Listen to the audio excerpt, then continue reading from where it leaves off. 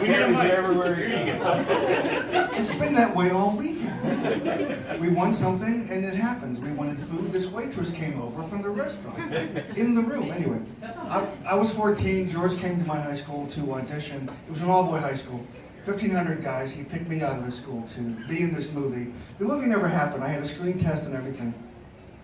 But the reason I got the part is I'm auditioning and I wear glasses, but I wasn't wearing my glasses, so I'm reading the lines on stage. And it came to some swear words. And at that point, I couldn't see anymore, so I put my glasses on, and that made George laugh. It made it look like I didn't believe what I was about to see. So I got the part. And then he remembered me years later when I went down to audition from Martin. It was already cast, but I showed him my portfolio, and he hired me. I did the stunts and played a part and did the makeup effects from Martin, and that was the beginning of our association. 9 movies later. Wow. That was so thrilling. What about you guys? You're missing several heads. Sorry. This should have been you. Tom's just finished. No, you're the oldest. I am the oldest. But I'm the best looking. Oh, yeah. Anyway, so I just auditioned because a friend of mine was in Martin, Sarah Venable, and we were in an acting class together, and she turned around and she screamed in the middle of the acting class, "Blonde, you're blonde." I said, "I was then." And she goes, "Yes." She goes, "They're looking for blondes." So she goes, "Go down." You can't hear me either? Hello? Oh, I thought somebody. So I went down to audition, and I didn't know who George Romero was, and I didn't know what I was auditioning for, and I came, and I said, "I'll read something, you know," and I came back again, and then I heard I got the part, and then that was the famous evening afterwards that we had a showing in the office of Night of the Living Dead, and he said, "You may want to see the movie I directed before," and that was the first time I had ever seen zombies. Night of the Living Dead. What did you think when you saw Night of the Living Dead? Did it make you more intrigued to work with them, or were you like, oh? Well, I thought this was going to be interesting. Yeah. No, I love the idea of the shopping mall. I thought the idea of, being alive in the shopping mall was heaven anyway, so I thought. Yes. Hello. I was in New York, and Christine Forrest, who's casting for George, and I knew her from college, actually. And I was a theater guy in New York. And she said, "Do you want to audition for this movie?" She said, "Do you know who George Romero is?" I said, "Yeah, Night of the Living Dead." That movie freaked me out when I was young because I thought it was real. I thought it was a documentary. And I'm not joking either. So I got the script, and my reaction was, "Oh my God, this is the bloodiest thing I've ever read in my entire life." Right? And so I auditioned for George, and after my first audition, he looked at me kind of quizzically. He went, "Oh, I like it." And I came back the next week, I had a call back, and he looked at me quizzically again. He said, "I really like what you're doing, you know." Well, I said, "Well, what's the but, George?" And he said, because he's a very comfortable person, he said, "Well, I've already cast this guy who's twice your size in 1040, which I didn't know then, and, you're like half his size." And I said, "Well, the audience is not going to give a shit after the first 5 minutes." It just came out of my mouth. He told me that I was not what he imagined when he wrote it. He imagined this kind of rough, burly kind of guy, but I took a completely different take on the character. So later on, I saw him in a restaurant. He went, "Okay, you got the part." Yeah. Well, I was at West Virginia University, and one of my best friends, Rudy Ritchie, was in our hometown of Clairton, Pennsylvania, and he was a fine arts major at Carnegie Tech, which is now Carnegie Mellon. So Rudy and I were always in constant touch. We used to sing in the same group and stuff. So he called me up and he said, "You got to meet this great new friend of mine named George Romero." He said, we were both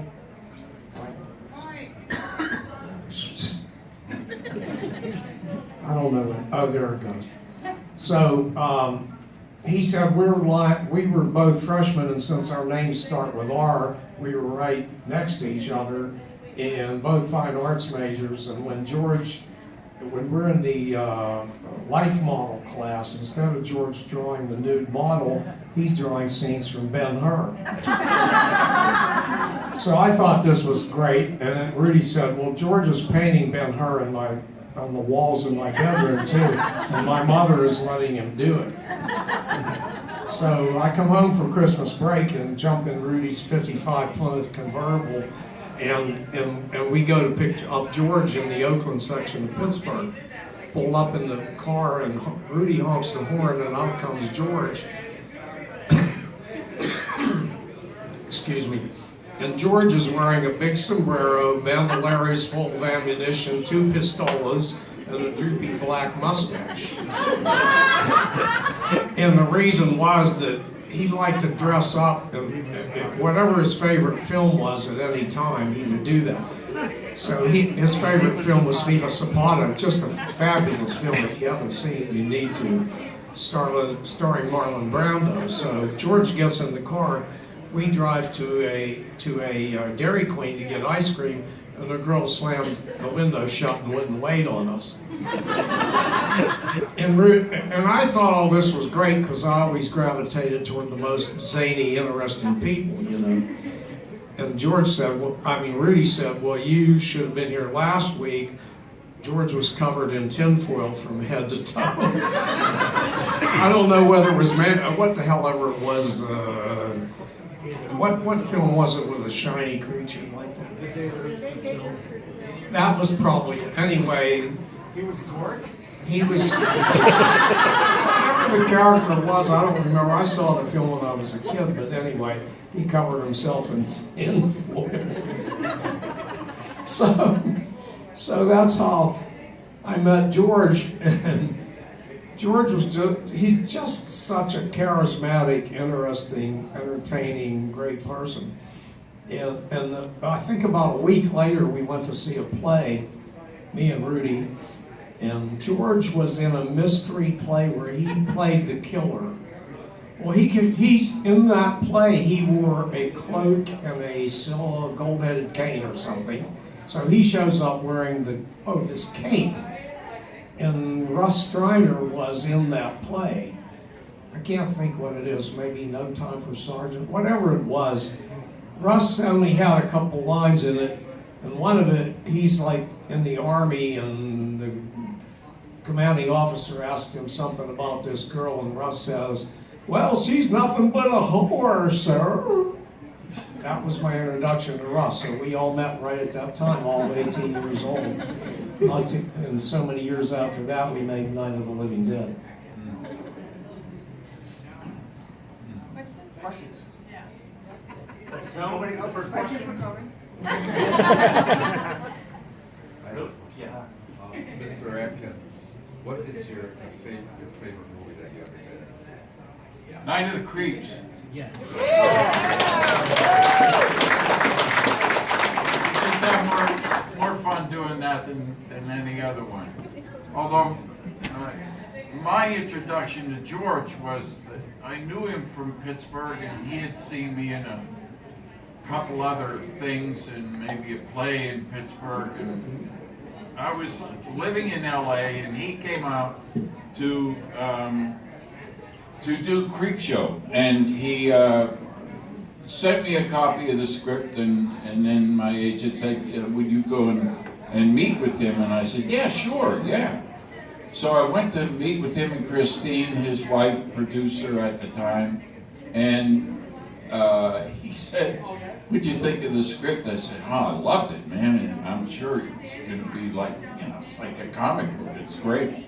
And he said, "Was there anybody in there you'd like to play?" And I said, "Yeah, I'd like to play the guy that gets eaten by the swamp shit." And he said, "Well, Stephen King and I wrote it, and Stephen's going to play that part. So would you do the dad at the beginning and the end? Who doesn't want to? I said, yeah, sure, okay. And that was my introduction to working with him, and we had a wonderful time. And you were Garbage Man, didn't you? You weren't you one of the guys that collected the magazine. I'd thrown it in the garbage, and lightning was going. You knew bad shit was going to happen. And then the whole comic book happened, and then the end, the kid voodooes me to death by killing me over cornflakes at the breakfast table. But the kid was Stephen King's son, Joe King, who is now Joe Hill, a writer. Yeah. And he was 9 years old, and Stephen was so worried that I was going to hurt him when I slapped him in the bedroom, and I told him, I don't want you reading this shit. But I didn't hurt him. Was it a stage slap? Oh yeah, sure. Oh my God, yeah. No, the kid was 9 years old. Was he a professional or not? Oh, I'm a professional. He wasn't. So I made it look good, and I knew they'd put the sound in later.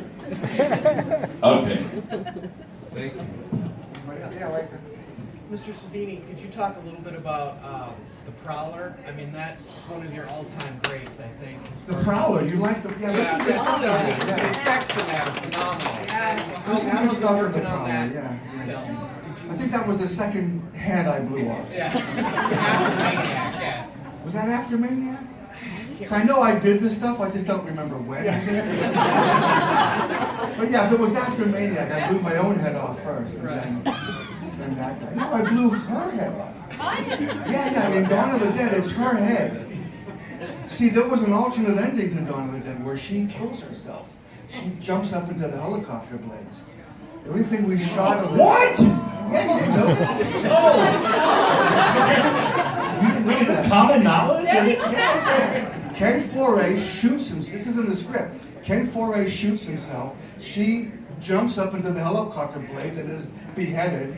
And Tell them how you got my head stuck in the head. oh, gee, you have to bring that up. And then, when I cast her head, When I first met her head wouldn't come out of the mold. It was, that was He my. said, don't worry about it, don't worry.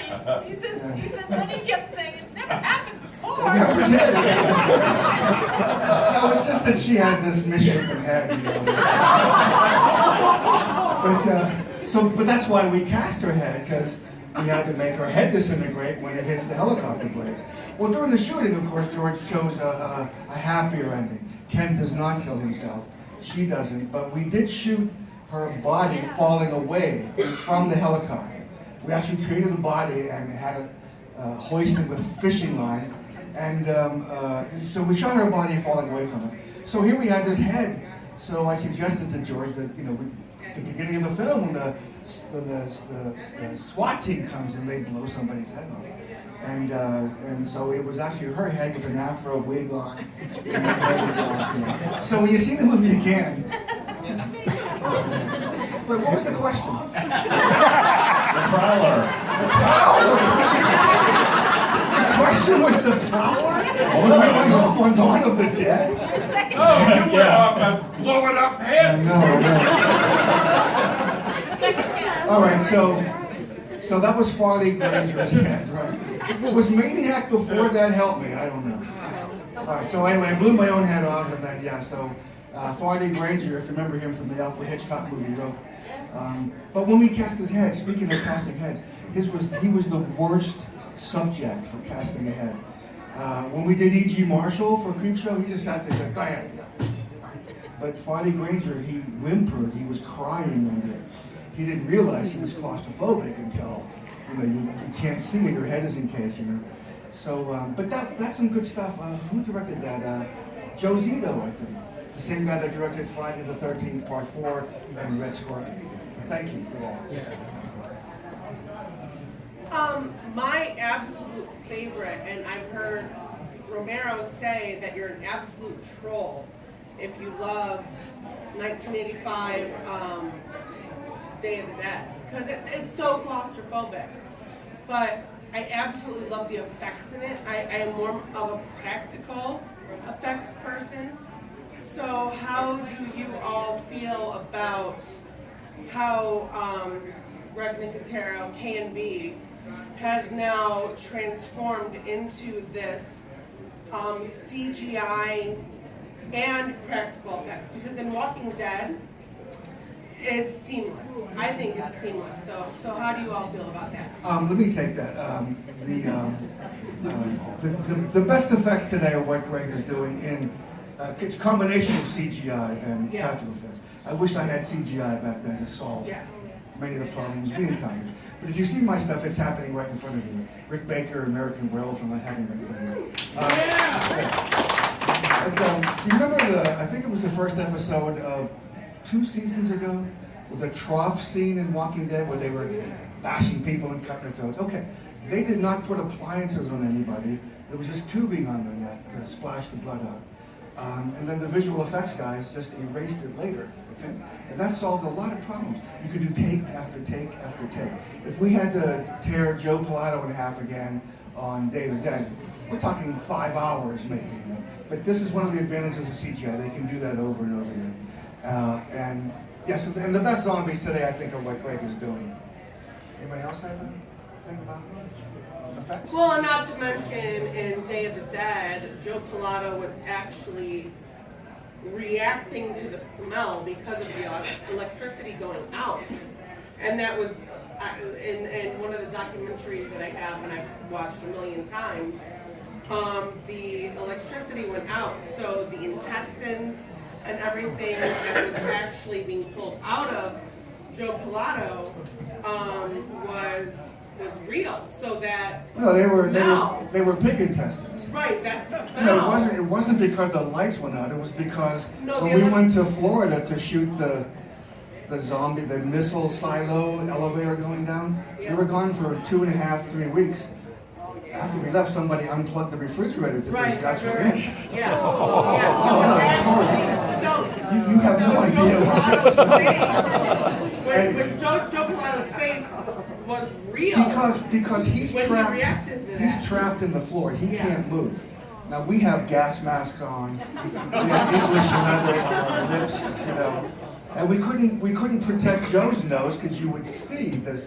So he smelled that stuff for hours and hours. And that is what, I mean, sorry for him, I've met him, he's a fantastic person, but that scene is so real. Like he's ready to puke when that scene is over. And the person who we sent to get the guts out of the refrigerator was Greg Nicotero. He was gut boy on Day of the Dead. On my crew, yeah. Thank you. You're welcome. Yes. Can you talk a little bit about the 1990 Night of the Living Dead remake? The Night of the Living Dead remake? Well, I keep hearing people say that it's one of the better remakes that's out there. It's one of my favorite movies. Yeah, thank you. When George said, hey, we're going to do a remake of Night of the Living Dead, I'm thinking, great, I get to make some zombies. He said, no, I want you to direct it. So it's about 30 or 40% of what I intended to do, but people love it. I saw it recently at a midnight screening, and it was the first time I could be objective about it. And the actors are terrific. There's suspense. I mean, I think it's really a good movie. I'm happy to have done it. Tom, I want to interject something. I just thought. We were doing a documentary called Drive-In Madness, and I went out to the Monkey Shine set. And Tom was making the monkeys, and George was directing. And George said, well, wait, the real monkeys were going to be brought onto the set. And George said, wait till you see the babes that are the monkey wranglers. He said, they really look good. They're really built. And they have wet t-shirts, except everybody hates when they show up because their t-shirts are wet from monkey piss.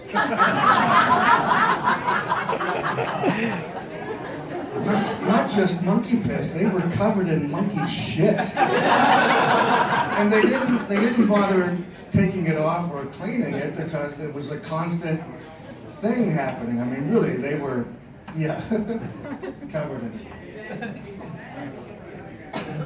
Anybody else? It's kind of a joke, but my favorite effect in Dawn of the Dead was when you crashed through that window, remember? And it didn't break. Oh, it broke. It broke, but it's a good thing I was on the motorcycle. The motorcycle broke it. No, they poured the fake glass on the floor of the mall, then lifted it and built like a storefront around it. And I was to drive a motorcycle through it. Now, the only padding I didn't have on was on my right knee, and that's the only thing that got hurt, because the glass was this thick. George still has, or for a long time had, a big piece of the glass in his office, and he would take it and smash it on his desk to show you that it wouldn't break. And that's what I went through with the motorcycle. So, while we're on the subject of Dawn of the Dead, I just watched it again recently. As always, it's timeless. There's just one question I have, and I feel like George might have been able to shed more light on it, but maybe you would, Tom. I think it's Tasso. He's one of the bikers, right? Why in the middle of all that did he decide to check his blood pressure?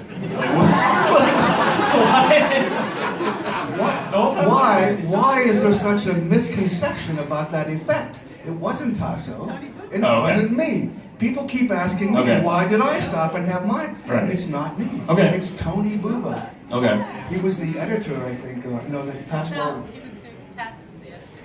Right, he was. Tony's doing sound. Okay, yeah. So yeah, that arm pressure guy is Tony Bubba, not Tasso, not me.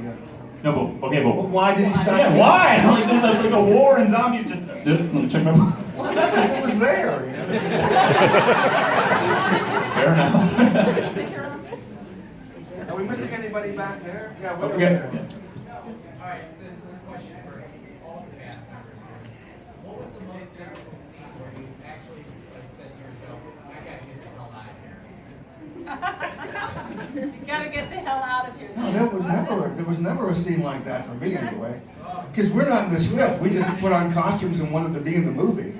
And George kept wanting to see more and more of it, so that's what we did. Yeah. Scott. What? What was your I gotta get the hell out of here scene? Well, I think when we landed on the roof, it was so effing cold. You know, we're not supposed to appear like we're cold. It was freezing. It was just, I was like talking like this, but my body was like trembling in the suit. That was the only time, actually. The rest was a lot of fun, and a lot of late nights, and a lot more fun. And George is very open to suggestions. Like, for example, going down the escalator. In the script it says Roger runs down the escalator. That's the reason escalators today have those pods on Right. Because you slid down, but everybody wants to slide down the escalator. I know, I'm sorry. But I saw the escalator and I said, George, what if I slide down the middle? He went, all right. And he moved the camera. I said, just have somebody spot me at the bottom so I don't break my back. That was one of the most fun things to do. I remember mine. I just remembered it. Oh my God! It was the day the set went on fire. Remember that? Oh, you weren't there. Yeah. So we were filming. I'll never forget this. We were supposed to be. This was, I think, the Hare Krishna. We were in the, or I was in there by myself. But you were in George's office, not at the mall. It was an office room. It was a set. Yeah. We had built a set in a studio, Yeah, like a set. Leighton Image, yeah. Right. So there was a set, and you know, and we were doing take after take after take, and I can't remember what it was. Maybe it was I would have made you all breakfast if I didn't have my pots and pans thing, that one. But and I started to smell smoke, and other people started to smell smoke. You know, like little things like. And suddenly the smoke started, and then I thought, oh, that's an interesting effect. Tom had a smoke machine coming in the middle of this, and then somebody else, that was the AD, then he said, no, I think there's a fire, and then we started to see flames coming. Oh yeah, it was, and all I could think of was like George hadn't said cut.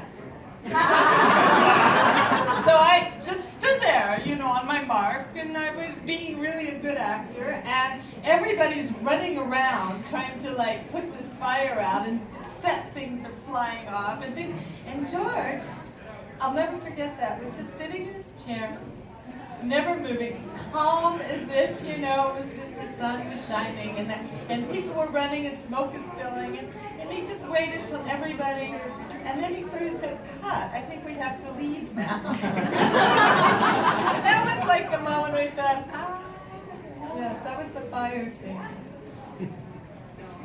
Anybody else? In the back, anybody?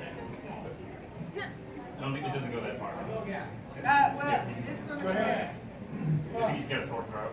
I know you're not George, but when Flyboy came into the room at the very end, and he pushed the door shut, did he mean to do that? When he was a zombie, I don't want to say walker, that's garbage. When he was a zombie, he tried to push that door shut, even though he could not do that. And I apologize to you earlier. Remember, I talked to you. I apologize for that. But did he do something stupid? No, I talked to him like he was Flyboy. What a terrible thing. So what's the question then? Why Did he push that door shut? I don't remember. I have to watch that again because Man, wouldn't the door that's have shut something on that's him? important. No, but wouldn't the door have Did shut he on think him? about it? Did he push that shut? He tried to push the door Well, shut. ask him. Well, if he did, he did. Yeah. But no, but those doors Well, had it those. didn't work. It didn't Those work doors out. had those hydraulic closers on them. Wouldn't it have closed all by itself? No, he was trying to push that door shut. Maybe. Well, that's his was one of the best zombie performances ever. He and Bub 100%. are two of my favorite zombie performances. 100%. So that could have been a reflex action, like a zombie dragging a toaster through the mall. So you being a master is saying there's a reflex zombie action. No, I'm just making it up. Right? Go ahead. For Scott, when you had this role, did you know that it was going to play out the way it did exactly, or did you improvise at any point?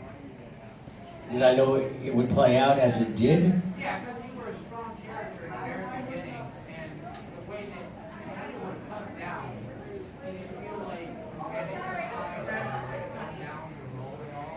Did you have to improvise or dumb down your role? Did I have to improvise or dumb down my role? No, I'm dumb in the first place. Yeah. Was it difficult to go from a strong role where you were going to and being a zombie? Oh no, that was great. I liked the character because it had an extreme arc. That's what attracted me to the part. Rather than being like a one-dimensional rah-rah guy, he's somebody who spirals out of control, who prides himself on being able to control any situation anywhere, and when he can't control the situation that's in front of him, he starts to fracture inside, basically. So that really attracted me. It's a very mesmerizing play in that transition point, so that's why I wanted to. He said it's a very memorizing role that played in the transition.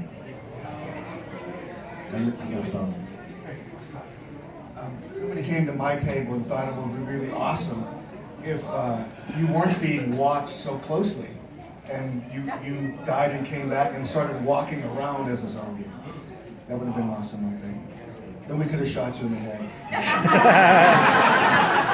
Just like blowing up heads. It's a living. If I recall correctly, I think I asked George not to blow me away on screen.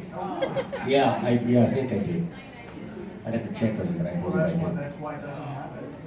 Yeah, I believe I said to him, I felt that the character ultimately becomes sympathetic, and it wouldn't be a good idea in the audience's point of view to do that. That was a great idea.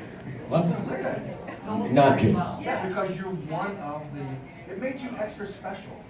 Because you're blowing zombies away left and right. Right. But it made you extra special, and you were extra special because you're part of the family that was, you want. Yeah. Just hearing the gunshot makes it painful enough. Yeah. And what you imagine was a lot worse than probably what we just showed.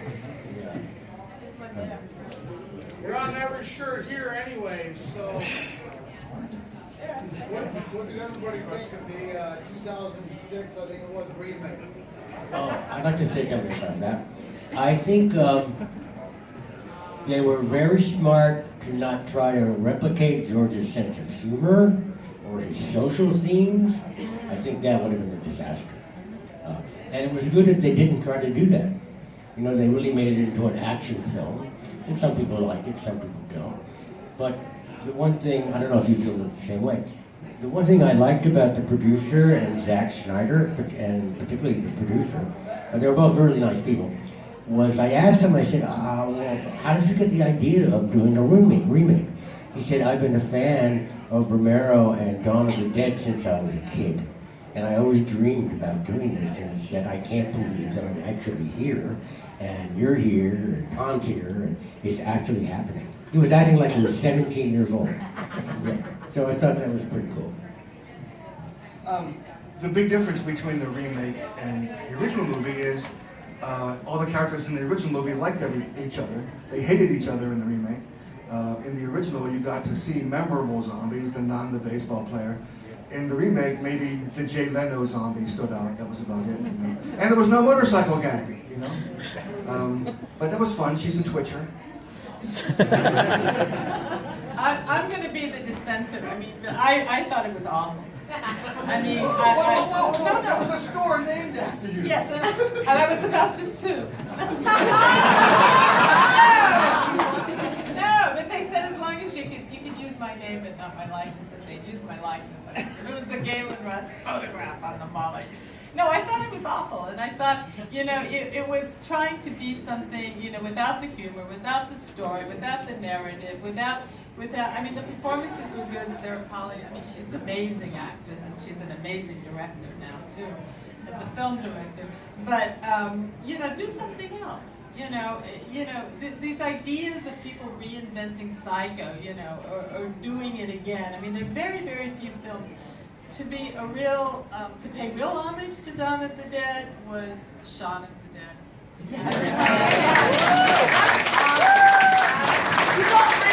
Yeah, that's intelligence, that's homage, it's humor, it's taking what George does and did and understanding it and building on it and saying, and even, you know, the one horror film I think is just brilliant and I think also pays homage to George's Get Out.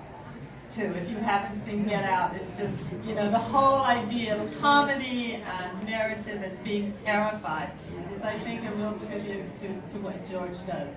That's my feelings about it. So, jumping over to Creepshow a little bit, is it true that I think you've said that Stephen King, no effects would, he was, like, it wouldn't work on him? I mean, obviously, ultimately it did, but you were constantly having a hard time getting the weeds and stuff? Oh, I know what you're talking about. Yeah, no, every effect I've ever done has worked because you have more takes to make it work. But nothing we tried on Steve